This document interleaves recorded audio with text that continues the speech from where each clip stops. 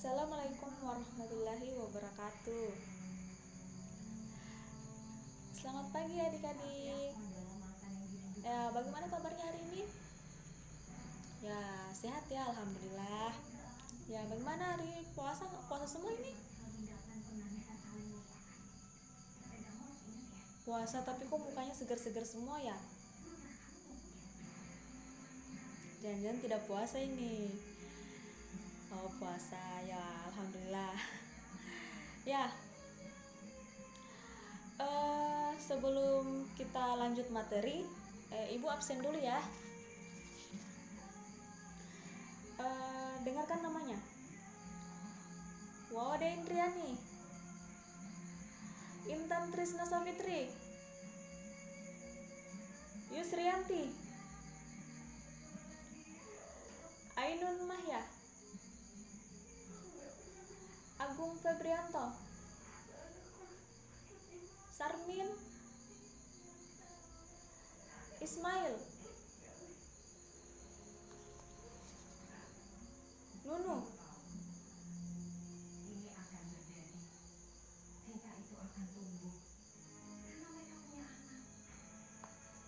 ya hadir semua ya.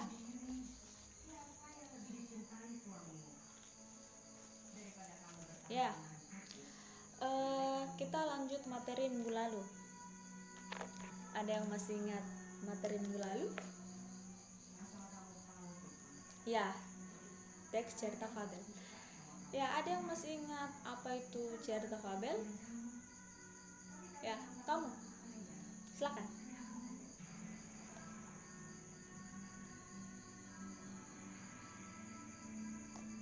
Ya, tepat. Ya, jadi adik-adik, cerita fabel itu adalah cerita yang menceritakan tentang kehidupan hewan yang menyerupai manusia. Ya, jadi cerita fabel itu bertujuan untuk menyampaikan pesan moral kepada kita. Ya,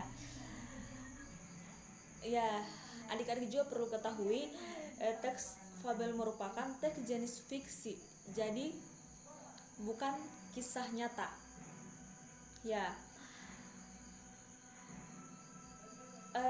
tokoh pada cerita fabel ini biasanya itu diperankan oleh hewan. Ya, paham kan? Ya, kalau belum paham bertanya ya. Oke, kita lanjut. Selanjutnya struktur cerita fabel. Jadi struktur cerita fabel itu terbagi ada 4 bagian.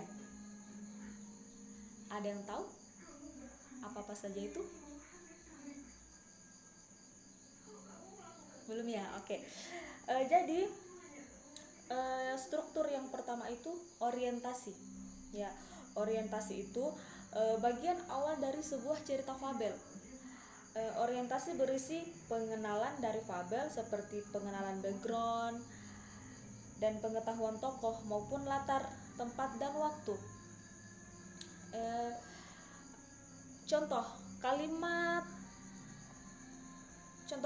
ya. Ibu beri contoh kalimat. Contoh kalimat orientasi itu contohnya dalam cerita Kupu-kupu yang berhati mulia. Langsung saja pada kalimat orientasinya ya. Dikisahkan pada suatu hari yang cerah ada seekor semut berjalan-jalan di taman. Ia sangat bahagia karena bisa berjalan-jalan melihat taman yang indah. Sang semut berkeliling taman sambil menyapa binatang-binatang yang berada di taman itu. Jadi di dalam kalimat itu menceritakan pengenalan background dan pengenalan tokoh maupun latar. Ya, selanjutnya struktur selanjutnya itu komplikasi. Jadi komplikasi itu merupakan klimaks dari cerita berisi puncak permasalahan yang dialami tokoh.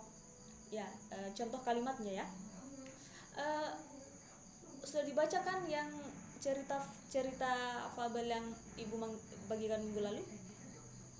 Ya, ada kan dipegang? Oh ya, silakan diperhatikan ya.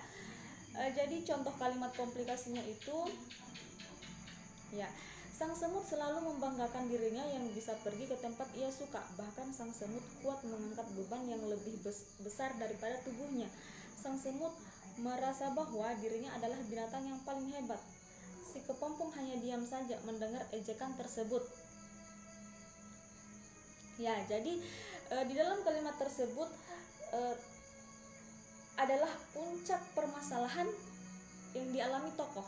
Ya, jadi di dalam kalimat ini itu puncaknya ada dalam kalimat struktur komplikasi ini. Selanjutnya ke struktur resolusi. Ya, resolusi merupakan berisi pemecahan masalah yang dialami tokoh. Ya, contoh kalimatnya itu, ya, sang semut berterima kasih kepada kupu-kupu karena kupu-kupu telah menyelamatkan nyawanya. Ia memuji kupu-kupu sebagai binatang yang hebat dan terpuji. Ya, selanjutnya struktur koda. Koda ini merupakan bagian akhir dari cerita, biasanya berisi pesan dan amanat yang ada pada cerita tersebut. Ya, contoh kalimatnya itu, akhirnya sang semut berjanji kepada kupu-kupu bahwa dia tidak akan menghina semua makhluk ciptaan Tuhan yang ada di taman itu. Ya, dipahami? Ya, oke, kita lanjut pada ciri kebahasaan teks fabel. Ya, ciri kebahasaan teks fabel. Jadi ciri kebahasaan teks fabel itu terdiri dari 4 bagian. Yang pertama itu penggunaan kata kerja. Kata kerja yang terdapat pada teks fabel itu terdiri dari 2 kata kerja, yaitu kata kerja aktif transitif dan kata kerja aktif intransitif. Ya, ada yang tahu tidak apa itu kata kerja aktif transitif? Ya, betul. Kata kerja aktif transitif itu kata kerja yang memiliki objek. Ya. Kalau kata kerja aktif intransitif ini kebalikan dari kata kerja aktif transitif. Ya, jadi kata kerja aktif intransitif ini kata kerja yang tidak memiliki objek. Ya, oke. Selanjutnya, ciri selanjutnya itu penggunaan kata sandang si dan sang. Ya, misalnya si kancil atau sang kerbau. Ya, jadi itu ciri kebahasaan yang kedua. Oke, selanjutnya yang ketiga, penggunaan kata keterangan tempat dan waktu. Ya. Yang terakhir, penggunaan kata hubung lalu, kemudian dan akhirnya. Ya. Adik-adik sudah bisa dipahami? Ya. Jadi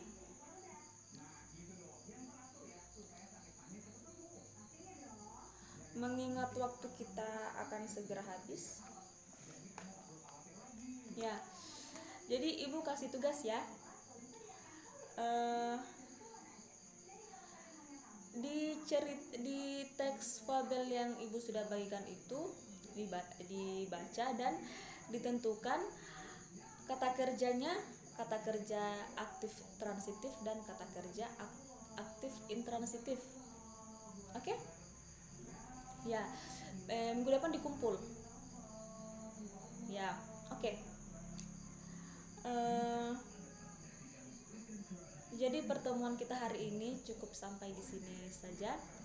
Ya, saya akhiri dengan ucapan wabillahi taufik walhidayah. Wassalamualaikum warahmatullahi wabarakatuh.